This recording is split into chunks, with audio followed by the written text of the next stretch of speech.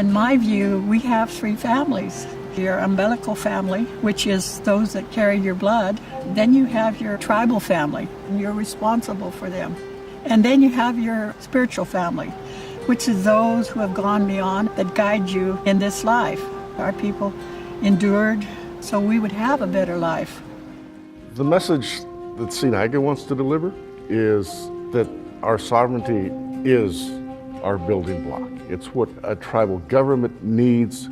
We're constantly seeking to build a legacy that protects future generations. The importance of sovereignty is our right to govern ourselves, our land, our people, what we do as a people, how we survive. If we didn't have sovereignty, we wouldn't have anything. I remember my grandmother was our tribal chair back in the 50s. It was around that time that we finally got water and electricity.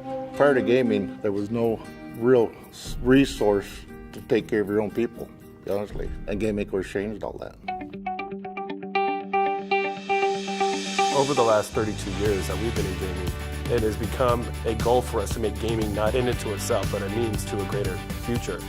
CNIGA enables us to be able to gather with other tribal leaders and to hear opinions from small tribes, big tribes, local tribes, tribes that are further away.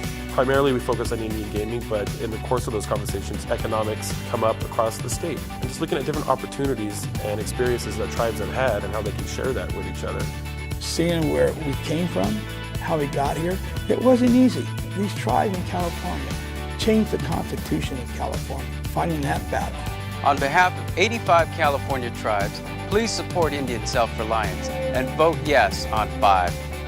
I was holding a sign and we were on the steps of the court building in downtown LA saying, you know, we are not going back to unemployment. We will not go back. And so we were all together. There's always a need to educate people about the process that the tribes have had to go through to get to this point. You know, when the Indian Gaming Regulatory Act was passed back in 1988, and it allowed tribes to do gaming. Because of that, you know, the tribes have really taken that on and have been very successful with it. Nothing was handed to the tribes. It is important. It is a large burden on our shoulders to be able to realize the efforts and the sacrifices that went into making that happen. And it is our duty to be able to build upon that for the generations to come in our individual communities. The changes and improvements have been astounding. We see tribes that are recognized not only as a political force, but we're also recognized now as an economic force. We've created jobs, we've created opportunities for education and healthcare for our own people. Those are the kinds of things that we've seen happen with gaming and through gaming, and the importance of tribes being able to manage and direct their own legacy in that regard is what is near and dear to our hearts. I can look today and I see our administrative buildings, I see our Head Start, I see our gaming facility, which we're employing 700 people on this little small ground where there was nothing before. We have some great kids in school in Stanford, UCLA. We've got people with master's degrees, some working on PhDs. When I went to college, the Bureau of Indian Affairs paid for my tuition. We can do that for ourselves now and not have to rely on federal grants, and that's helped immensely with my tribe. I think the tribe has always had a strong vision of health for its people, health and education. We built this facility and we try to do a whole comprehensive integrated care so our patients never have to go anyplace else than here to get all the care they need. I don't think people realize all that the gaming tribes have done for the surrounding communities. We have a fire department that costs about $3.2 million a year to run. And about 98% of our calls, just for our ambulance services, are not to tribal members. It's everybody else surrounding communities.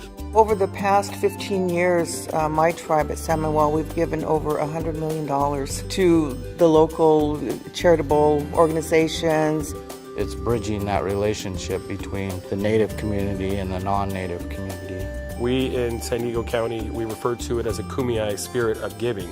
It was always ingrained in our culture and our values to be able to share what one has with those that are in need. We're not a silent party in our own country anymore. We're a viable player within the land that once was ours and is still ours.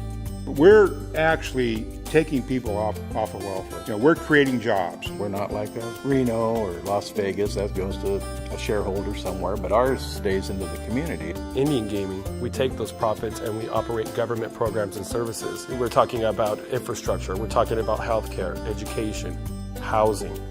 That's what a government does.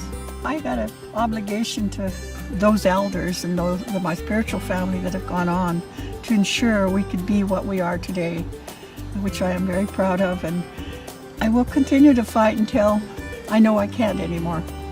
We could not achieve the things that we've achieved in this state without the support of our individual tribal communities throughout the state, but also public opinion leaders, elected officials, community business leaders. It's really that cohesion of people around Indian gaming and the positive impacts that it has, and have really a win-win situation, not only for the tribal communities, but the state of California.